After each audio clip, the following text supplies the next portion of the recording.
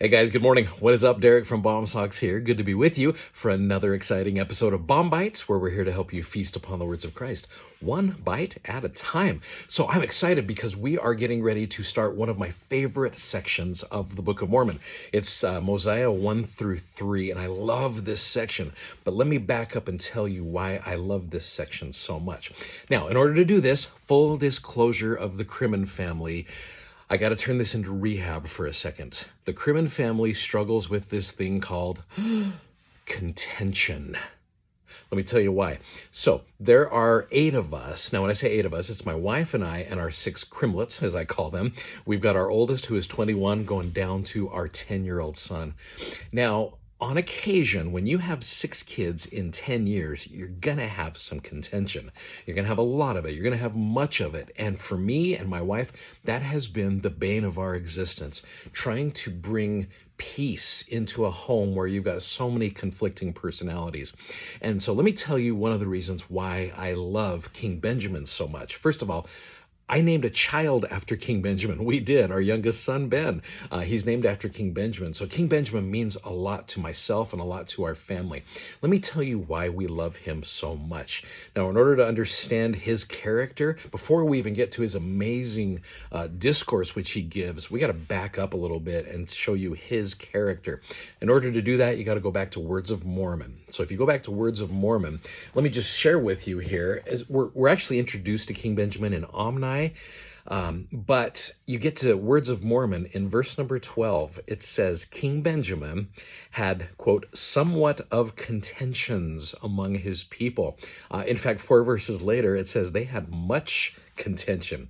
And I know when you think of King Benjamin's people, you don't necessarily think of a contentious people, but you go back before Mosiah, yeah, King Benjamin's people they had a lot of contention, which again, I think helps me love King Benjamin even more. I can totally relate to it because we also have somewhat of contentions among our own people, and we have much of it. So if you are out there and you've got a family, you are probably seeing a lot of contention, and it frustrates you as well. I know it frustrates me. So here's the cool thing. By Mosiah chapter 1, verse 1, it says that there was no more contention in Zarahemla among King Benjamin's people. So something very important happens in between these verses right here. King Benjamin removed contention from among his people.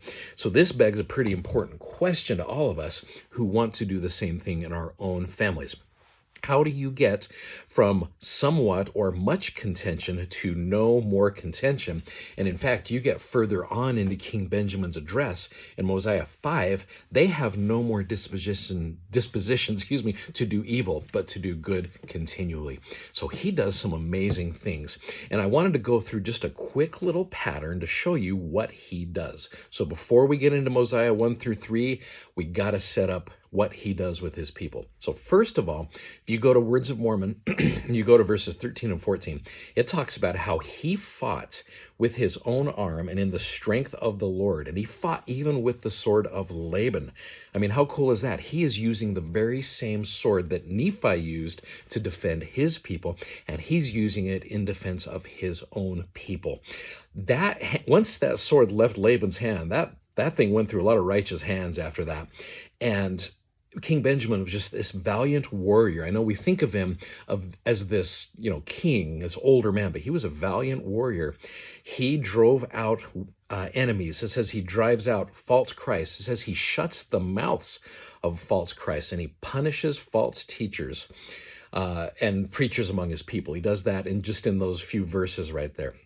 So from Nephi to Benjamin, this sword, this fine and precious sword, it plays a prominent role in driving out falsehoods. And so I started thinking about there's got to be weapons, spiritual swords that parents and families can take advantage of that will shut the mouths of false things that are causing contention in our homes and in our families. So maybe that's something that you can talk about as individuals. What are some weapons that we can use against the adversary and those false teachings that are driving contention, or they're bringing contention to our home? How can we drive them out the way King Benjamin did? In verse 17 of Words of Mormon, it says, he was assisted by the holy prophets and other holy men who were among his people, who spoke the word of God with power and authority and with sharpness. So here's a plug for the roles of prophets and apostles. And I know when my family is reading scriptures and when we're watching General Conference, when we're talking about those things, we're generally not fighting very much. And so here's a nice little plug for the holy prophets and the words of conference talks, seminary and institute lessons, priesthood leaders, other inspired books and articles that you could be reading. Those things can help drive out contention.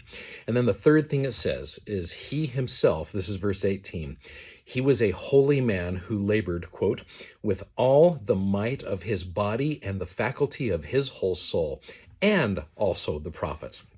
And so many of you are familiar with the Christian song that is called Let There Be Peace on Earth, and it says, let it begin with me.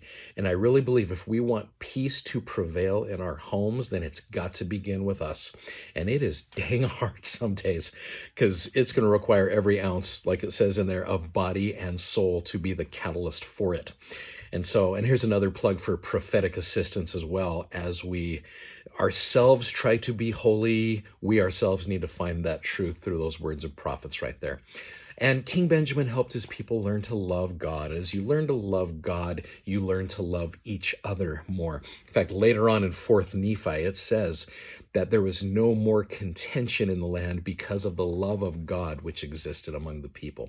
So, if I am reading these correctly, a couple of things here, again, that I am learning from this that's going to help me eliminate contention.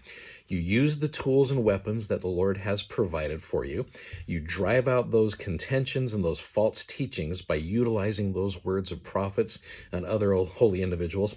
You got to look at yourself and those things that you need to change first, which takes a lot of body and soul. And then you help inspire your family to love God and teach them about him and helping them keep his commandments. So when you look at it that way, it almost seems very easy and very practical, but it's trying to put all of that into practice. That's where it becomes difficult. So, like I said, before we even get into King Benjamin's wonderful address, I wanted to set up what kind of a man he is and how he helps his people go from much contention to no more contention. And I think there's some lessons there for us. I hope that helps you. I love King Benjamin, and I'm excited to talk about him this week. Thanks for watching. Thanks for subscribing. Thanks for sharing. And you guys have an amazing, wonderful day. Take care of each other. Godspeed. Bye-bye.